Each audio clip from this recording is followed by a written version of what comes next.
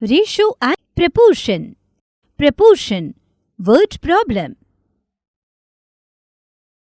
Proportion. I got 70 marks out of 100. I got better marks than you. No, I got better marks than you. I got 21 marks out of 30. If you compare the ratios, you will find that both ratios are same. In such case, we say that ratios are in proportion. If A is to B and C is to D are two ratios which are equal, then we say that A, B, C and D are in proportion. Proportion of two ratios is expressed as, and read as, A is to B as C is to D, or A to B as C to D. We called A as first term, B as second term, C as third term and D as fourth term respectively. First and fourth terms are called as extreme terms. Second and third terms are called as middle terms or means.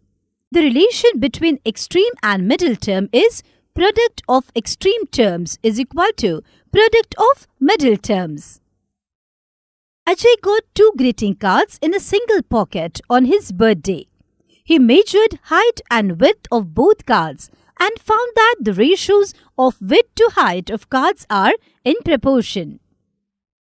Would you like to find out the width of second card if other 3 measurements are given?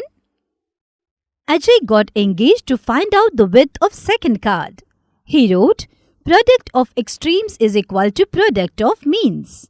He wrote the ratios in proportion and then put respective terms of ratios in the relation. The third term he assumed P as width of second card. Further he simplified and got P is equal to 15 and width of second card. Further he simplified and got P is equal to 15 and width of second card. Third term of proportion is 15. Now word problem. Rajesh purchased 10 notebooks in rupees 120. What will be the cost of one notebook? Or a shopkeeper sells a doll for rupees 30. What will be the price of 6 dolls?